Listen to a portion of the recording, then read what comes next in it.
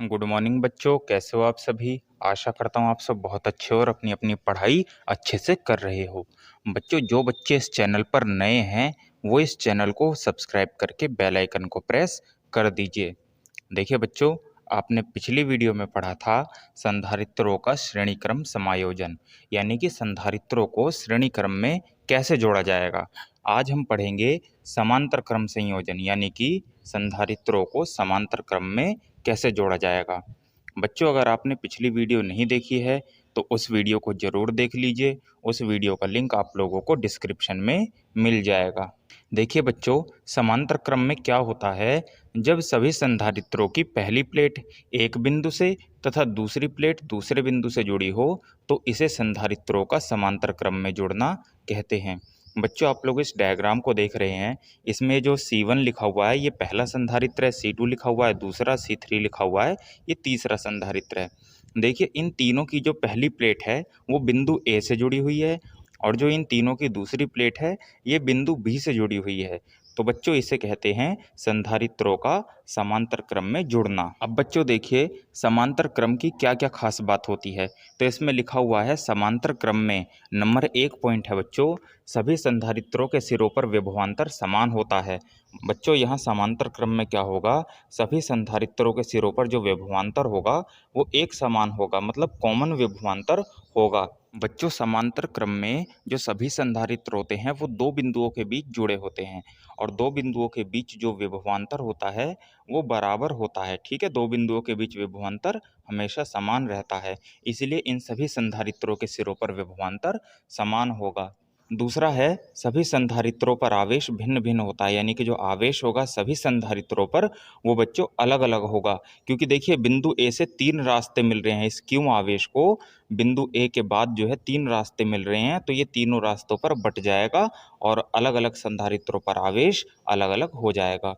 तीसरा है बच्चों, कुल आवेश सभी संधारित्रों के आवेश के योग के बराबर होगा। ठीक है, यहाँ पर जो टोटल आवेश है उस वो कैसे निकालेंगे, वो सभी संधारित्रों के जो आवेश हैं उनको हम जोड़ देंगे। ठीक है, अगर उनको जोड़ देंगे तो हमारे पास कुल आवेश आ जाएगा। अब देखिए बच्चों, अब हम समांतर क्रम में तुल्यधारिता का फॉर्मूला निकालेंगे। देखिए, इसमें लिखा हुआ है, माना तीन संधारित्र जिनकी धारिताएं C1 C2 C3 हैं समांतर क्रम में बिंदु A व B के मध्य जोड़े गए हैं। भाई, तीन संधारित्र हैं जिनकी धारिताएं कितनी कितनी हैं बच्चों, C1 है, C2 है और C3 है। ये बिंदु A व B के मध्य जोड़े गए हैं समांतर क्रम में। प्रत्येक के सिरों पर उभयनिष्ठ विभवांतर V है। भाई, सभी पर जो उभयनिष्ठ विभवांतर है वो बच्चों V है।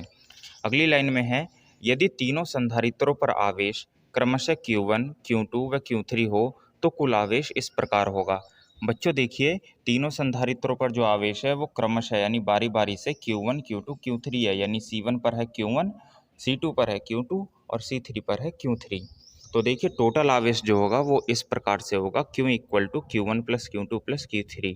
इसको हम तीनों को जोड़ देंगे, ये बच्चों इक्वेशन 1 बना देंगे।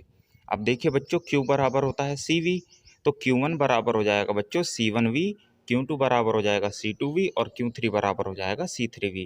वही पहले संधारित्र पर जो आवेश होगा वो पहले संधारित्र की धारिता गुणा उसका विभवांतर, तो Q1 बराबर हो जाएगा C1 इंटू V। इसी तरीके से Q2 का भी मान निकाल दिया, इसी तरीके से Q3 का। अब बच्चों, तीनों के मान हमने समीकरण 1 में रख दिए, तो Q बराबर आएगा C1V plus C2V plus C3V। अब देखिए बच्चों, अगली लाइन में लिखा हुआ है, यदि तीनों संधारित्रों की तुल्य धारिता C तुल्य हो, यानी कि इन तीनों का के इक्विवेलेंट जो संधारित्र है उसकी धारिता C तुल्य होगी, तो बच्चों Q बराबर हो जाएगा C तुल्य इंटू में V। समीकरण 2 में Q बराबर C तुल्य इंटू V का मान जब हम रख देंगे तो देखिए बच्चों, ये आ जाएगा C तुल्य V equal to C1V plus C2V plus C3V। अब बच्चों, V कॉमन लेकर के हम कैंसिल कर देंगे, तो C तुल्य बराबर आ जाएगा C1 plus C2 plus C3। तो बच्चों, अतः अतः हम क्या लिख सकते हैं, समांतर क्रम में जुड़े संधारित्रों की तुल्य धारिता सभी संधारित्रों की धारिताओं के योग के बराबर होती है। यानी कि जो समांतर क्रम में सभी संधारित्र जुड़े हुए हैं उनकी धारिताओं को अगर हम सीधा सीधा ऐड कर दें, ठीक है, अपॉन वगैरह नहीं करना, सीधा सीधा ऐड कर दें, तो वही क्या आएगी, उनकी तुल्य धारिता। बच्चों, इस तरीके से हम ये कह सकते हैं कि अगर हमें धारिता का मान ज़्यादा चाहिए, अगर हमें अधिक धारिता प्राप्त करनी हो तो हम संधारित्रों को समांतर क्रम में जोड़ते हैं।